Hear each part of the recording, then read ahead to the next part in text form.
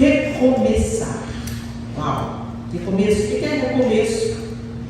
No dicionário da língua portuguesa, recomeço é novo começo. Ação de começar novamente. Começar de novo. Retomar após interrupção. Refazer. Por isso que o pastor disse que é mais difícil. É mais difícil você começar de novo. Mesmo que seja em algo diferente, num lugar diferente, todo novo começo traz desconforto.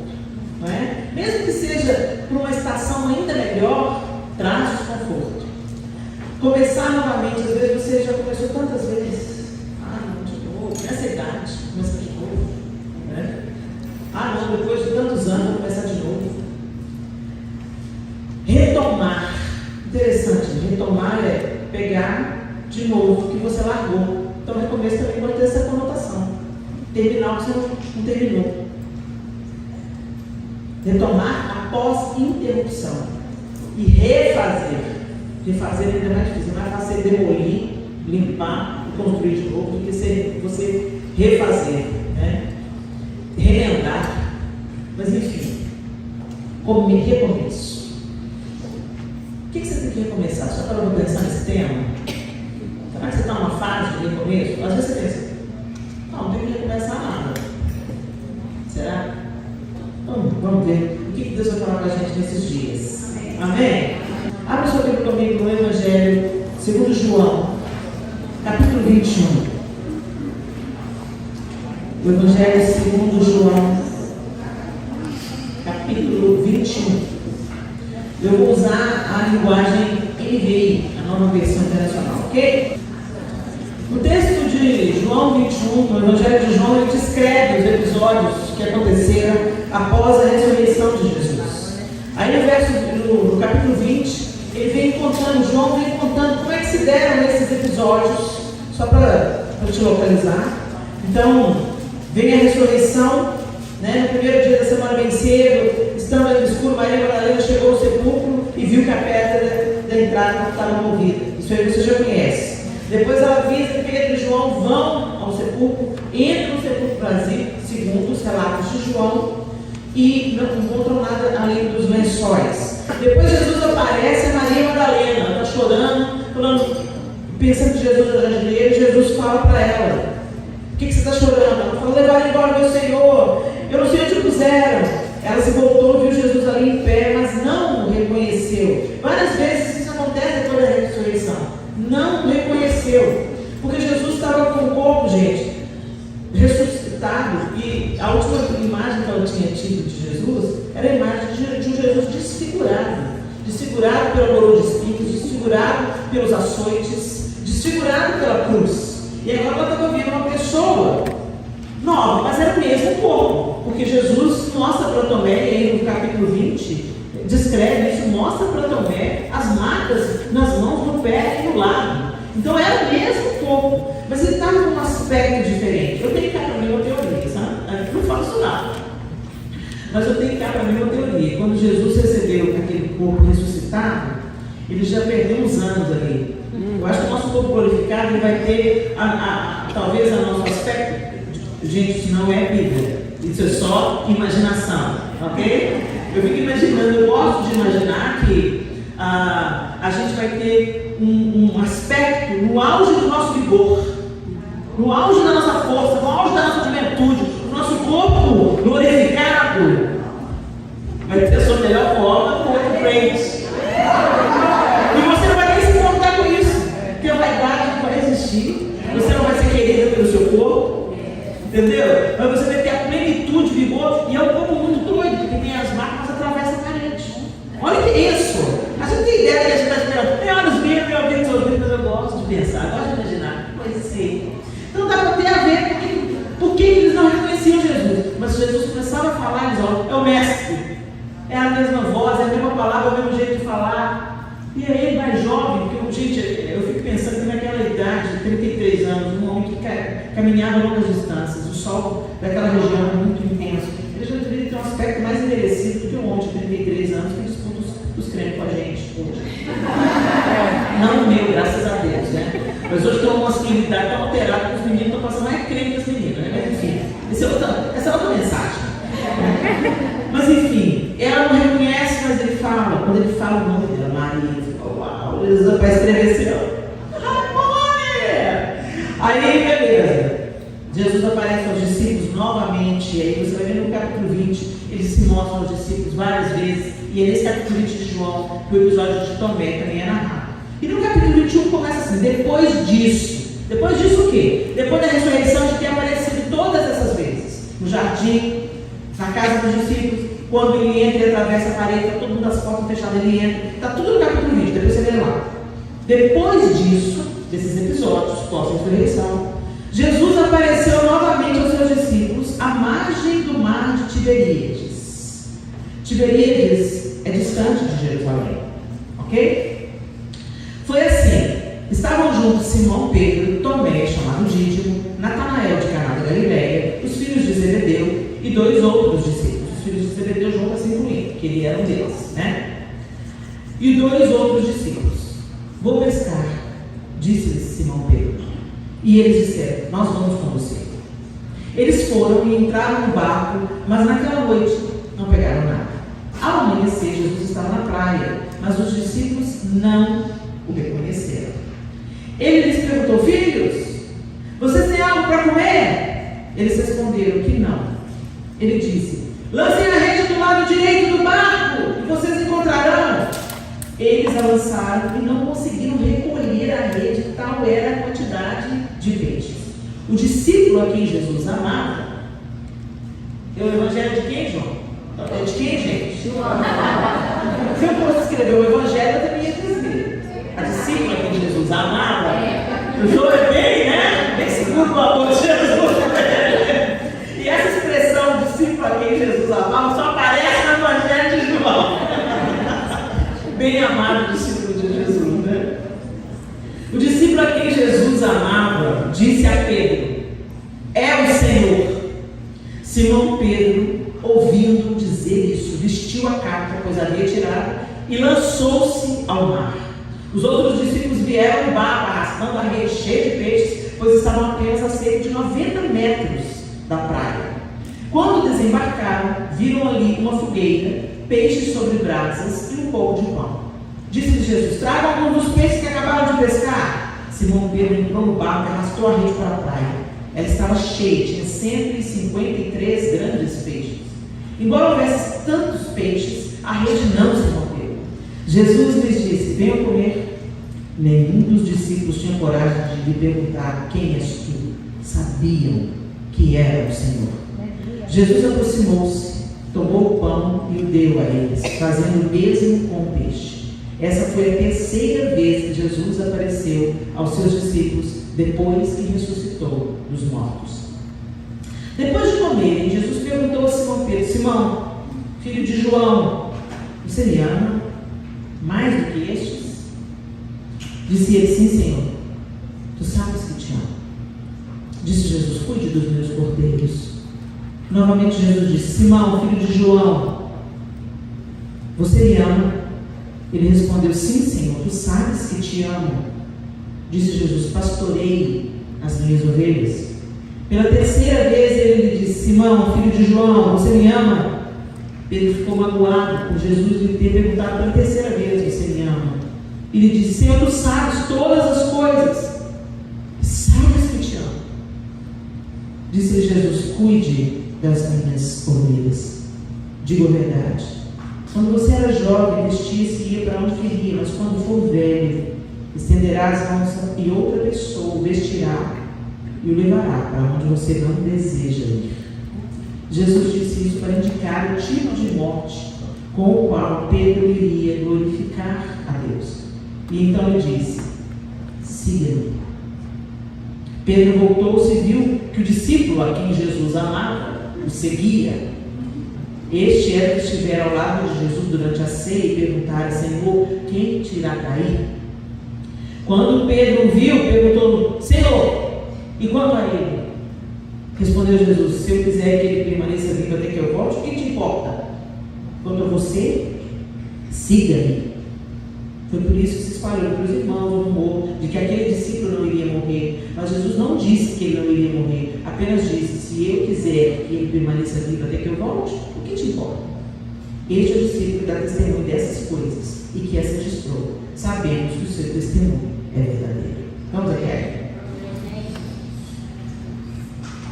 No cabeça de um judeu, o Messias prometido pelos profetas do Antigo Testamento era o Messias, o filho da casa de Davi, um rei levantado na casa de Davi, por isso que ele é chamado de filho de Davi.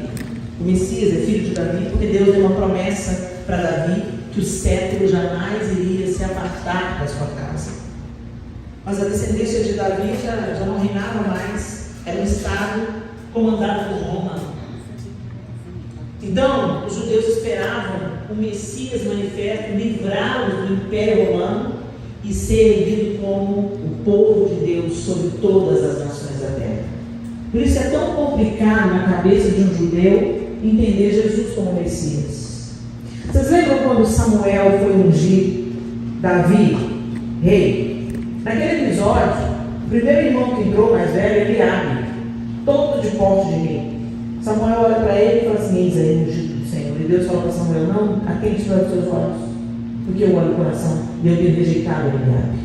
Não olhe para a aparência, porque eu olho o coração. Ali já era um prenúncio daquilo que estava para acontecer. Jesus não tinha porte de rei, não tinha aparência de rei, não tinha engajamento de rei, mas eles esperavam o Messias. E quando Jesus começou a se manifestar como Messias, fazendo sinais, maravilhas, entregando profecias, chegou o Messias. Mas na cabeça desses discípulos, o Messias era esse que iria libertá-los do Império Romano e iria triunfar sobre a terra. E Jesus morre. Como é que é? O Messias morreu? Você já imaginou como é que eles ficaram no sábado? Eu larguei tudo. Eu larguei tudo para seguir Jesus. Eu deixei minha família, eu deixei minha mulher. Eu fui atrás dele, eu tinha certeza que ele ia libertar a gente desse maldito desse Império Romano. Como que morreu? Porque naquela época, gente, muitos se levantavam, muitos líderes arrotinados, se levantavam com a promessa de libertar o povo de Roma. Todo mundo pensava: é o Messias, é o Messias, é o Messias. Aí ele morria. Ah, não é o Messias. O Messias morre. O Messias não pode morrer. A promessa é que ele vai reinar. Então, não é o Messias. E eles abandonavam e ficavam esperando até a manifestação do próximo Messias. Aí dá para se entender os caminhos, os discípulos do caminho de Emaús. Morreu. Então vamos voltar para a nossa vida. Nesse episódio, Pedro está voltando para a antiga vida. Ele está querendo recomeçar no lugar errado. Jesus já falou com ele: deixa as redes e vem me seguir, porque eu farei de você pescador de homens. Embora ele não compreendesse naquele momento tudo aquilo que Jesus estava falando, ele imediatamente respondeu e começou a seguir Jesus. E ele seguiu Jesus durante 3 anos. Pedro estava lá, gente, nos momentos mais glamurosos do ministério de Jesus. Ele estava lá no meio do grupo restrito que viu a filha de Jairo sendo ressuscitada. Ele estava lá no grupo restrito que viu a transfiguração. Ele viu Moisés e Elias. E Jesus conversando. Gente, isso não tem parâmetro para a gente não consegue imaginar. Ele estava tão engajado naquilo que ele estava vendo, ele tinha tanta certeza que Jesus era o Messias, que pouco antes dele negar Jesus, ele fala assim: Senhor, o Senhor não vai morrer. Ele estava fazendo tudo, Pedro realmente pensava que ele podia proteger Jesus de ser morto. Por isso que ele faz aquela proposta: conforme o padrão dos homens e não conforme o padrão de Deus. O Senhor não vai para Jerusalém de jeito nenhum. Afasta de mim, Satanás, porque você está cogitando das coisas dos homens e não de Deus. Começou ali. Depois da ceia, Jesus vai falando: você entrega, eu vou morrer. Ele fala para Jesus: claro que não. Ele e todos os outros discípulos disseram: o Senhor não vai morrer. Se for necessário, todos nós morreremos no seu lugar, mas o Senhor não vai morrer. Mas quando Judas chega para trair, todos eles, e a gente não pode abrir a boca para falar nada, que a gente vai fazer a mesma coisa. A gente é tudo do mesmo material. É muito fácil a gente falar: essa Eva, viu? Essa Eva. Se a gente tivesse lá no jardim, às vezes a gente ia ter mais fácil. Nós somos todos do mesmo material, mas nós dependemos desesperadamente de Deus na nossa vida. E a gente é tudo igual. E Pedro está lá, ousado em prometer, mas daqui a pouco está negando Jesus. E você imagina o nível de frustração dele consigo mesmo. Você já pegou, você ficou, você não acredita que Deus fez isso de novo? Eu não acredito que eu estou nesse lugar de novo. Eu não acredito que eu estou nesse dia, eu estou indo tão bem. Teve algum momento na sua vida que talvez você tenha vivido isso. E você fica frustrado consigo mesmo. Você fica frustrado, você estourou. Você falou uma palavra de maldição. Você está tudo que eu ainda estou nisso ainda. E essa frustração vem. Então vocês imaginam como é que Pedro estava depois de ter negado Jesus. Aí Jesus ressuscita. E outro evangelho fala assim: fala para Pedro e os outros. Jesus faz questão de falar o nome de Pedro. Fala para Pedro e os outros, que eu vou adiante deles na Galileia. Chegou o momento. Ele apareceu outras vezes, segundo o relato de João. Mas ele não mostra nenhum texto dessas aparições que ele se dirigiu a Pedro. Eu fico imaginando Pedro, né? Lá junto com os outros. Jesus ressuscitado entrando. Jesus é um mestre, fala comigo, fala comigo, fala comigo, fala comigo. Você sabe? Você quer saber se alguém te perdoa, você fica assim. Será que ele sabe? Será que ele viu? Ele viu.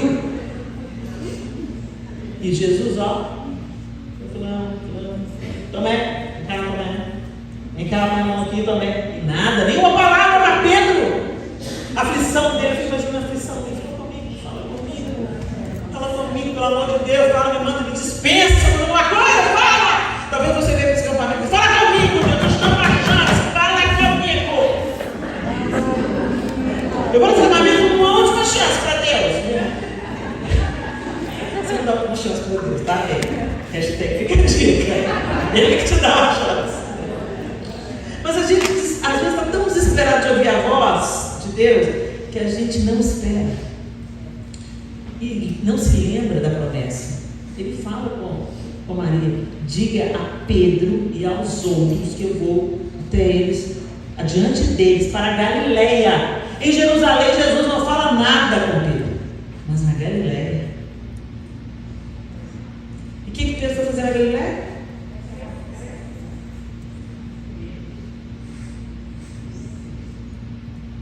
Decepcionei comigo. Jesus morreu, ressuscitou, nem dirigiu a palavra. A vida está ruim. Judas morreu, traíra, mas era amigo, andou com a gente 3 anos. Vou pescar. Eu fico pensando, se os outros falaram, vou pescar, porque também estava todo mundo frustrado, ou vou pescar porque Pedrão não pode ficar, Pedrão não pode ficar sozinho, não. Vamos colar nele, porque está mal. Judas já, cola no Pedro. Eu vou pescar. Também vou. Em grupo. Gosto de pensar que eles estavam ali, né? E quando Jesus chama eles, ele chama todos para comer. Mas ele se dirige a Pedro. E ele vem e pergunta: tu me amas? Então o que você está fazendo aqui? No lugar onde eu achei. Então você está querendo recomeçar de onde eu te tirei. Por que você está retrocedendo, olhando para trás? Por que você está colocando os seus olhos naquilo que eu já mandei você abandonar e me seguir? E ele fala novamente: segue-me. Aí Pedro logo se interessa pela vida dos outros. Quanto a este. E Jesus falou assim: que te importa? Depois ele falou: que te importa com o que de morte ele vai me glorificar? Você quer que ele fique vivo? Que te importa? A gente está sempre de olho na bênção da outra, no recomeço da outra, na vida da outra. Para de olhar na vida da outra. Vai cuidar da reconstrução do seu recomeço. A gente fica medindo o nosso relacionamento com Deus pelo relacionamento de Deus com os outros. Não faça isso, minha linda, porque você não reconstrói nada em cima da comparação da inveja. Você não reconstrói nada em cima da comparação e da inveja. A bênção da outra é para outra. Deus tem uma para você.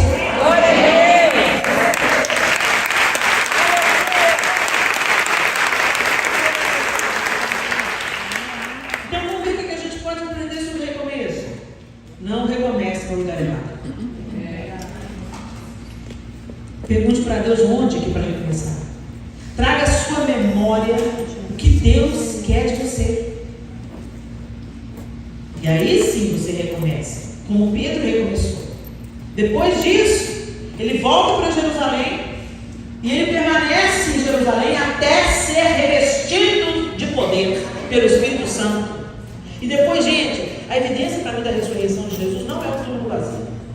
A evidência para mim da ressurreição de Jesus é quem esses caras se tornaram depois. Ninguém está pronto a morrer se Jesus, como tinham muitos messias, falsos messias, se eles não tivessem visto Jesus ressurreto, eles não iriam morrer e continuar pregando o evangelho e apanhando e sendo presos e perseguidos por uma lenda. Eles viram, eles tocaram e eles receberam o poder do Espírito Santo para serem testemunhas e incendiar o planeta. E nós estamos aqui com o resultado disso. Séculos e séculos e séculos depois, o Senhor encontrou um deles no caminho de Damasco, aquele que não andou com ele. Falou assim: levantei Pedro para os judeus, agora vou levantar você para os gentios. E nós estamos aqui. Mas vamos voltar aqui para essa situação. Pedro estava frustrado, decepcionado consigo e sem perspectiva. Como é que você está? Às vezes você não está frustrado, você não está decepcionado consigo mesmo, mas você está inserida num lugar de dor. Às vezes você acabou de mudar de país, você está chegando aqui agora. Muitas de vocês perderam pessoas queridas recentemente. Nos 2 últimos anos nós vivemos uma devastação no planeta. Todo mundo perdeu alguém. Se não alguém da família, um amigo querido, um irmão da igreja. Todo mundo perdeu alguém. Todo mundo ouviu falar de um conhecido, de um vizinho, de um cunhado, de um irmão da fulana. Todo mundo. Ficamos confinados, confusos, sem saber exatamente o que está acontecendo no mundo. Agora estamos enfrentando uma crise financeira, o que já era cantado desde o início dessa pandemia. Endividados, desesperançados, cansados. Às vezes você passou por tanta coisa que agora chegou a conta. A exaustão, o desânimo, às vezes você quer orar, não consegue. E fala: você vai começar com o quê? Com que material eu vou começar a construir alguma coisa? Eu não tenho ânimo para pegar uma enxada. Eu não tenho ânimo para fazer uma oração. Vou recomeçar onde? Fazendo o quê? Então vou voltar um pouco para entender. Nós, como cristãos, temos que entender que nós não estamos envolvidos num projeto pessoal de vida. A sua vida não é só sobre você. O estado mais miserável que um cristão pode viver é querer viver só para si. É querer viver apenas para os seus projetos pessoais. Você pensa só na sua dívida, você pensa só na sua dor, você pensa só na sua perda, você pensa só no seu desemprego, você pensa só no seu casamento falido, você pensa só no seu filho desviado, você pensa só em si mesmo. E sabe o que acontece com isso? Sua dor só aumenta. Porque nós não fomos criados por Deus para viver para nós mesmos. Porque Deus amou o mundo de tal maneira, Ele deu o seu Filho unigênito. Porque Jesus nos amou de tal maneira, Ele deu a sua própria vida. E porque todos esses homens imperfeitos como nós amaram o Senhor Jesus acima de todas as coisas, eles deram, todos eles deram a sua vida para que esse Evangelho chegasse até mim, até você, transformasse a nossa história, curasse a nossa casa, a nossa família, transbordasse para curar e alcançar outras famílias. Parte significativa dos problemas que nós temos vivido no século XXI é porque nós pensamos exatamente como Pedro no primeiro momento. As coisas não aconteceram do jeito que eu queria, vou voltar e vou viver para mim mesmo. Eu vou voltar para o meu projeto. Eu vou voltar para aquilo que eu sei que dá certo. Eu sei pescar. Pescar eu sei. Tem dia ruim, tem dia bom, tem dia que dá peixe, tem dia que não dá peixe. Mas eu sei fazer. Eu já conheço o ambiente. Eu já conheço o mar, suas intempéries. Eu sei como é que é o barco. Eu sei o período de pesca. Eu sei tudo. Então eu vou viver para mim mesmo. Eu vou voltar para o meu projeto. E Jesus foi lá buscar Pedro de volta. O que você está fazendo? Não foi coincidência Pedro não ter pescado nada. Estava lá um tanto de pescador experiente no barco. Eles pescaram o quê? Nada. Ficaram a noite inteira e pegaram nada. Quando você vive só para você, o seu sucesso é ínfimo.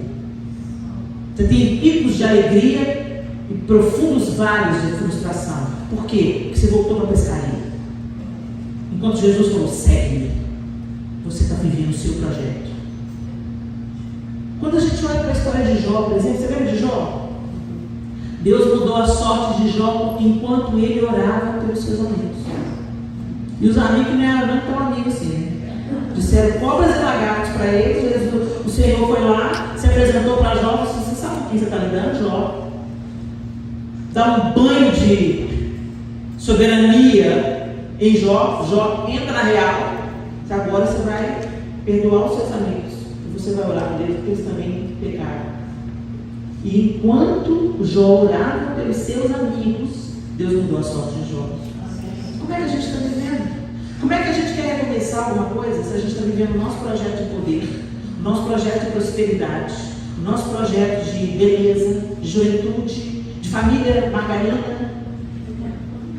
A gente tem que viver, gente. Não é errado a gente fazer planos, não é errado a gente ter projetos, não. Mas o fim de tudo é para a glória de Deus. É para que outras pessoas conheçam o Evangelho. É para que os seus filhos cresçam para se tornarem ministros da luz. Mas hoje a gente quer empoderar o filho, a gente quer ver o filho médico. Eu converso com as mulheres e falo assim, meu filho vai ser médico. Que bênção, glória a Deus, vai ser um médico missionário, então. Não, missionário não. Como não, minha irmã? Médico entra em qualquer nação do mundo por ser médico. Ele tem acesso às nações porque ele é médico. Em países que está curtindo de ferro, ele entra porque ele é médico. Misericórdia, sangue de Jesus tem poder. Que crença é essa, gente? Crente batendo na madeira, mas o que é isso? A gente quer que o filho seja próspero, rico, tenha um carro bacana, mas não quer que ele dê a vida pelo Evangelho? Quais são os nossos valores? Aí, isso é um prumo que desce no nosso coração, porque a gente está desejando que o diabo está oferecendo. Quando ele chegou para Jesus, ele não ofereceu qualquer coisa, não, ele ofereceu os reinos do mundo. Está vendo o mundo? Ele é meu. Eu te dou. Se prostrar para você me adorar. Parece legítimo, parece bom, mas não é.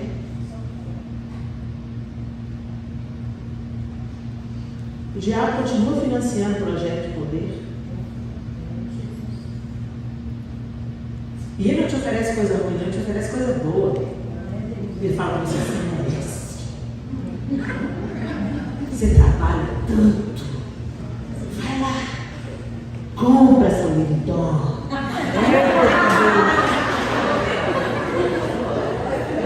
Comprei essa Louis Vuitton. Você podia construir uma casa na África.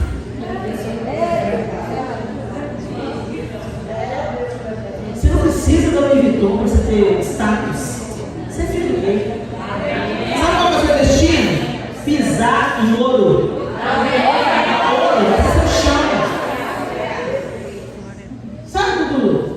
Chegaram lá os portugueses no Brasil, não estou falando nada do português, tá, gente? Lá no passado, quando a coroa portuguesa, né, o negócio eram as caravelas e submeter nações. gerações. Aqui nos Estados Unidos também passou por isso pelos ingleses. Os irmãos ingleses são uma benção. Está tudo bem. Mas o fato é que quando os portugueses chegaram lá e viram a riqueza que tinha no Brasil, eles não fizeram contrato. Vamos fazer o seguinte: tem muita riqueza aqui, vocês vendem para a gente vai pagar o preço justo. Foi isso que vocês fizeram? E se vocês conhecem espelho? Conhece espelho? Olha que legal. Espelho, olha. Você vê você. E os índios.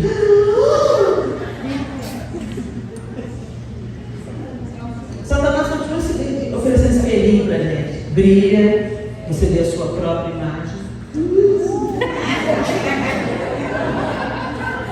E você vê que você está toda trautada, toda envolvida nas coisas do projeto de poder desse mundo. Engraçado, você vai dando mais bolsas e mais sapatos, e sua casa vai ficando melhor. E você sente assim até uma certa alegria.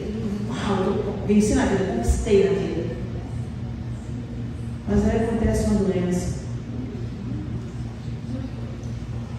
Você pode ter até um bom tratamento, mas o seu dia não te acrescenta nem um dia de vida.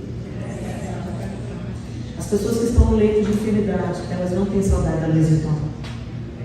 Elas têm saudade de fazer xixi sozinhas, de comer uma comida e sentir o gosto dela, de abraçar os filhos e desejar ter mais tempo com a família. As coisas que a gente despreza hoje. A gente trabalha tanto que a gente não tem tempo para a família, querendo comprar coisas que a gente não vai levar no caixão. E ainda vai deixar uma briga para trás, mas querendo ficar com o dinheiro que você conquistou. Eu já falei para os meus filhos, herança para vocês não. Tem legado. Legado eu deixo. Herança não. Eu vou gastar meu dinheiro passeando com vocês, viajando com vocês, construindo memórias, doando para missões. Vamos nos engajar em projetos que vai gerar vida. E aí você deixa um legado. Tem gente que se mata de trabalhar, conquista e deixa um tanto de filho dividido. Porque fulano ficou com a bolsa da Louis Vuitton e eu não. Porque fulano ficou com a casa de praia e eu fiquei com esse barraco aqui. Porque o lote do Brasil, e é isso que dá. O que o diabo dá, ele depois toma com ajuda e correção monetária. Onde nós estamos recomeçando? Quando Jesus nos chamou, Ele nos chamou para um recomeço. Você estava morto nos seus delitos e nos seus pecados. Agora você vem e me segue. E me seguir significa me obedecer. E me seguir significa ser forjado a cada dia mais parecido comigo. Que não tive uma túnica e uma capa. Que não tinha onde recostar a cabeça. A gente diz que é servo de Jesus, mas a gente não se parece com Ele. A gente não derrama a nossa vida em favor dos outros. A gente mal tem tempo para nós mesmos. E tudo que a gente tem, a gente investe na gente mesmo. Ou naqueles que a gente ama e que pensa igual a gente. Imagina se Deus pensa assim.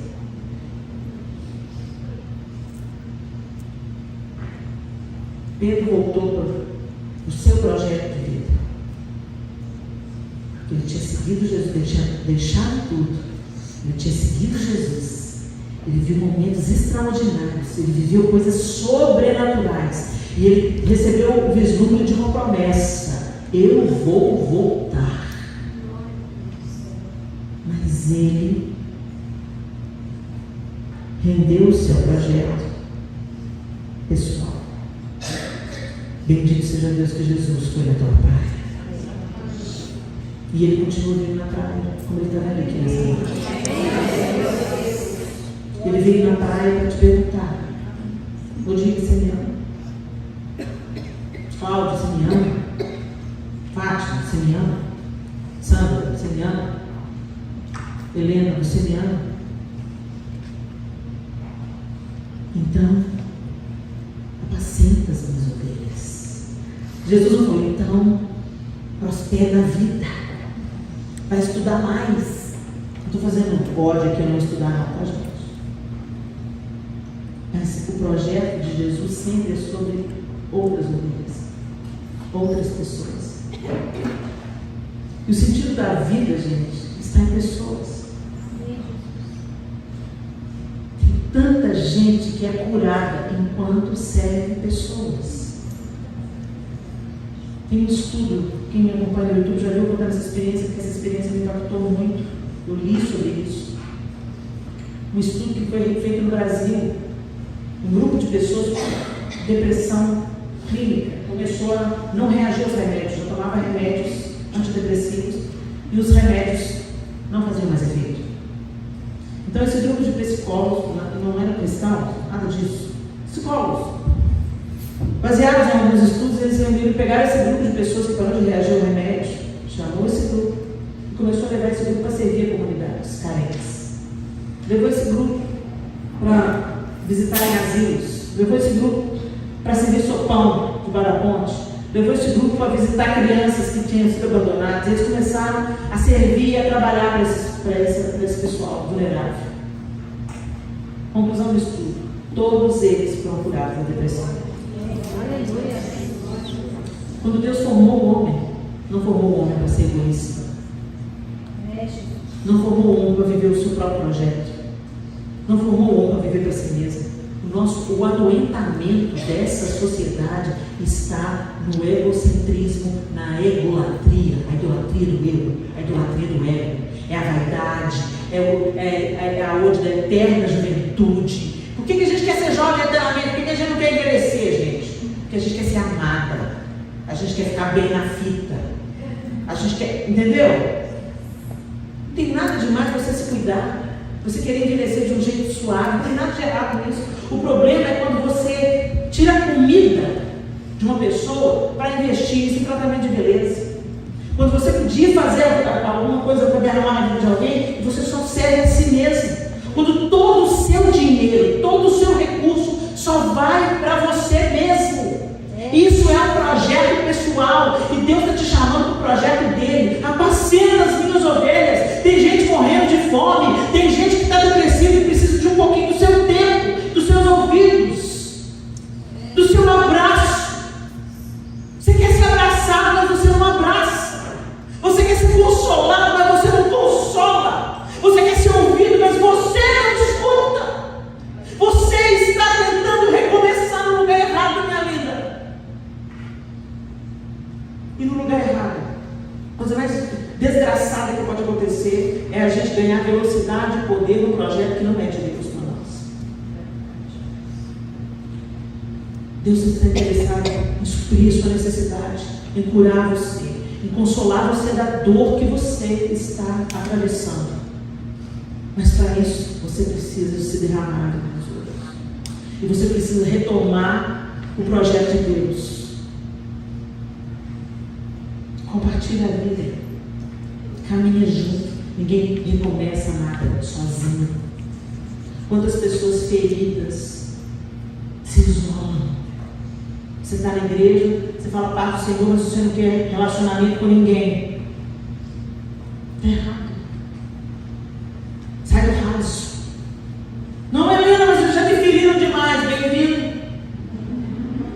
Feriram Jesus também. Quem ama é ferido. Mas quem ama é curado. No mesmo lugar da sua ferida está o lugar da sua cura. Foi ali mesmo na praia, comendo peixe, que Pedro foi restaurado. Jesus pergunta 3 vezes se ele era amado, para anular as 3 negativas de Pedro. Você me ama? Amo. Você me ama? Amo. Você me ama? O Senhor zerou a vida de Pedro. Ele falou, começa de novo. Zerou, começa de novo, mas começa do jeito certo. Retoma de onde houve um abalo. Retoma de onde houve uma queda. Retoma de onde houve uma derrota. Retoma o teu caminho. Retoma o teu lugar. A porta permanece ainda aberta. Não fique esperando, pode entrar. Não deixe que te roubem a coroa. correção, aceite o amor, aceite o perdão, aceite a graça, receba a correção, receba o amor, receba o perdão, receba a cura. Foi isso que Pedro recebeu. Ele foi corrigido, ele foi perdoado, ele foi amado, ele foi restaurado, foi curado. E o Senhor tem mesmo para os seus filhos e filhas sobre a face da terra. Mas você vai ter que desistir do seu barco, da sua rede, do seu projeto pessoal e abraçar o recomeço de Deus, desde lá da sua redenção. Lá começou o projeto de Deus, quando Ele te encontrou. Mas você pensa que só frequentar uma igreja te faz crente. Eu posso entrar com uma bicicleta 1000 vezes dentro de uma garagem, ela não vai virar carro. É na sua tete a tete com Deus, na sua vida, na sua caminhada com Jesus, que Ele vai transformando você a sua semelhança. Você vai ficando parecido com Jesus à medida que você anda com Ele. Não é à medida que você vai à igreja. A igreja é o ápice.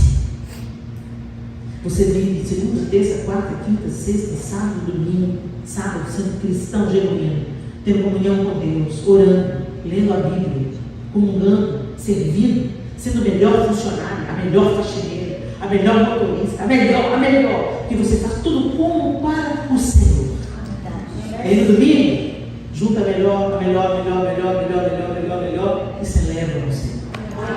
Ali você é reabastecida, ali você exerce comunhão, a cura na comunhão também é um lugar de serviço, a igreja, mas é só mais um lugar de serviço, porque você é um ministro de Deus 7 dias por semana. Você é um ministro de Deus, não é só um culto, não. Você é um ministro de Deus fazendo o que você faz na vida. Você é uma ministra de Deus, cuidando de filhos, trocando fraldas. Você é uma ministra de Deus. Você está engajada com um projeto de salvação e de discipulado dos seus filhos.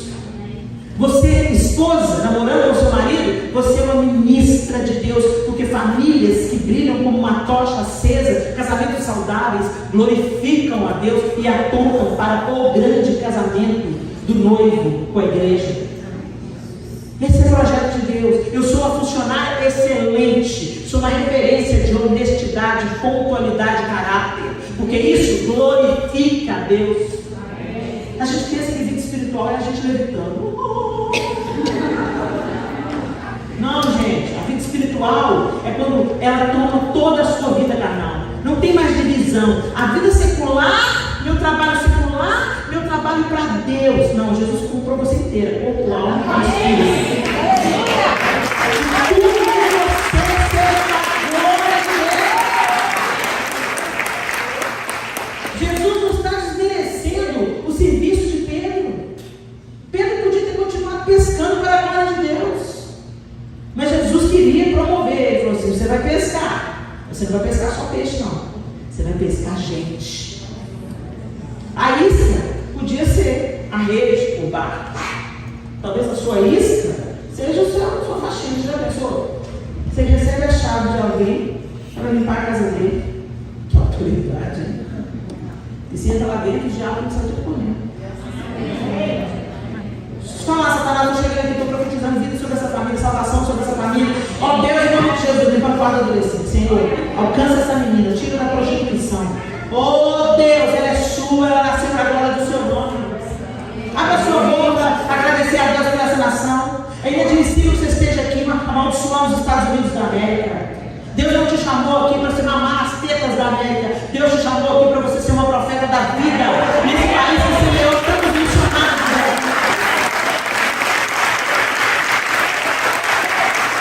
Se você está amaldiçoando os Estados Unidos da América, você está demandando com Deus. Se você amaldiçoou seu patrão, você está demandando com Deus. É de onde você tira o seu pão. Seja grato. Ah, mas eu quero algo melhor. Então vai lá, batalha a coisa melhor, mas sai e deixa a porta aberta.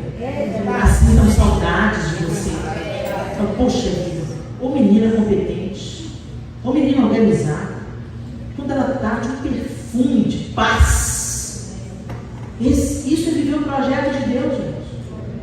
Quando você tem a consciência de quem você é, que você não está ali só para tirar do outro o que ele tem para te dar. Você está ali para derramar sua vida como Jesus derramou por você. Quando a gente se engaja nesses recomeços, a vida fica leve. É tempo de nós pensarmos. Será que nós estamos vivendo o projeto de Deus? Nós estamos vivendo o que Ele falou? Siga-me. Siga-me. Ou a gente está querendo começar do nosso jeito, ou preocupado com o que vai ser do outro, o que o João vai fazer, o que o fulano vai fazer, qual que é o projeto da fulana, o que Deus está abençoando essa fulana, para de olhar para o lado. Tudo sua vida. Todo amor, todo carinho, cuida da sua vida. Você não dá conta nem de combater os seus pecados, você vai querer combater o pecado dos outros. Você não está dando conta dos seus. Feche seus olhos. Eu quero que você reflita nisso. Pedro tinha experiência, Pedro tinha conhecimento, Pedro tinha talento, vocação, mas aquela fase já tinha passado. O Senhor estava promovendo Pedro para um outro lugar, para uma outra missão. E essa missão não era sobre ele. Passava por ele e transbordava na vida de outros. Talvez você precise de um recomeço. Deseje um recomeço. Está num fechamento de ciclo na sua vida, às vezes um ciclo de dores, de perdas, de luto, de mudança de país, de cidade, de emprego. Às vezes está saindo de um divórcio. Eu não conheço as histórias de vocês, mas o Senhor conhece. Você não está aqui por acaso. O Senhor te trouxe. Então Ele quer falar com você. Ele não trouxe assim, aqui só para você descansar, não. Ele quer falar com você. Abre os seus ouvidos. Você vai se cansar recomeçando do jeito errado. Você vai se distanciar do Senhor, recomeçando no lugar errado. E Jesus está vindo nessa praia hoje, te dando pão e te dizendo: tu me amas. Então, abraça o meu projeto. Tu me amas, então me obedece. Tu me amas, então para de viver só para você. Apacenta as minhas ovelhas.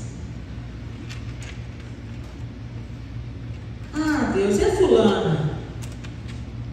Que te importa? Quanto a você, quanto a ti, segue-me. Ah, Deus, e meu marido? Que te importa? Com seu marido eu trato. Quanto a ti, siga-me. E seguir a Jesus, gente, é deixar Ele transformar a nossa vida, a nossa maneira de pensar, nossas reações. Deixar Ele se alargar em nós. Segue-me. Segue-me. Para de me resistir, segue-me. Para de me negar, segue-me. Para de pensar com a sua própria cabeça, segue-me. Abandona a rede. Essa aí você pode largar, porque eu estou te chamando para outra pescaria.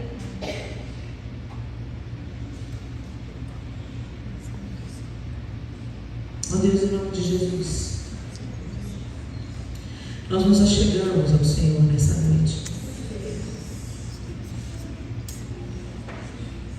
Nos Senhor. Porque facilmente nós somos seduzidas pelos projetos de conquista e de poder desse século. Nós investimos tempo e trabalho árduo para conquistar o que não vai fazer diferença no nosso legado. Nós trabalhamos, investimos tempo naquilo que não é pão de verdade. Nós desperdiçamos os nossos dias e nos cansamos vivendo o nosso projeto e recomeçando naquilo que o Senhor já mandou a gente largar. Nos perdoa, Senhor. Porque o Senhor disse para a gente não andar ansiosos de coisa alguma, mas andamos. Para não nos preocuparmos com o que haveremos de vestir ou de comer, porque o Senhor tem cuidado de nós, mas nós nos agitamos com isso.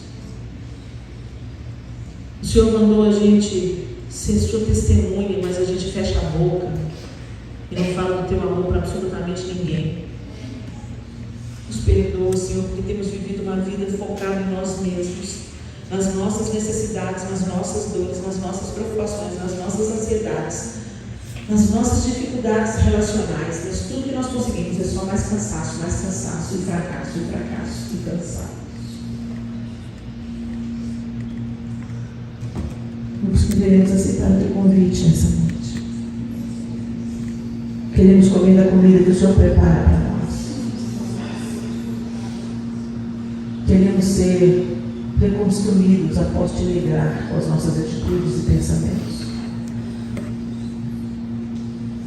E queremos seguir-te,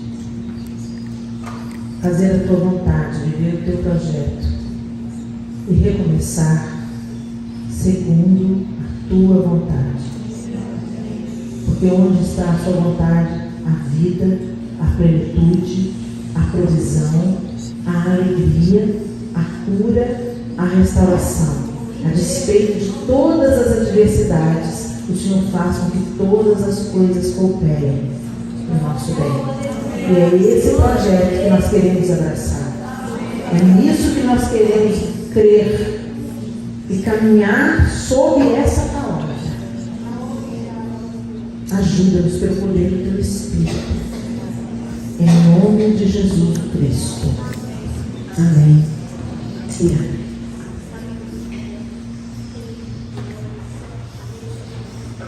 Deixa essa palavra reverberar dentro de você. Às vezes, imediatamente, quando nós somos confrontados, isso acontece muito comigo. Quando a palavra para a gente, eu costumo dizer que carapuça só dói quando serve direitinho. Quando a palavra nos confronta, assim, é por causa do desconforto. A nossa tendência imediata é rejeitar. Não quero isso não. Às vezes o coração dispara, diz, nossa, a palavra é ruim. Não quero isso não. Mas a Bíblia diz assim, minha linda, que o pai corrige o filho a quem ele ama. E açoita. Dura, né? Açoita a todo aquele que ele quer bem. O Senhor está nos despertando da anestesia que esse cérebro faz com a gente. Entra pelos ouvidos, entra pelos olhos. É uma outra motivação que a gente recebe. A gente vai na igreja sempre 2 horas. Mas você está vivendo a vida, assistindo televisão, escutando a conversa no trabalho, vendo os outdoors, a revista, é o Instagram, o Facebook. Está entrando pelos seus olhos o modelo desse século. Mas que o apóstolo Paulo diz em Romanos? Não entra nessa forma. Não vivam dessa forma. Para que vocês experimentem a boa, perfeita e agradável vontade de Deus para vocês. Deus quer cuidar de vocês, Deus quer curar vocês, e Ele está chamando vocês para a mesa. Mas às vezes quando você chega na mesa e põe a primeira coisa na boca, é remédio. E remédio é ruim. Remédio bom é ruim. Amarga na boca. Mas desce para o estômago, melhor dessa terra. Então aceita a correção, aceita essa chamada de Deus, como Pedro aceitou.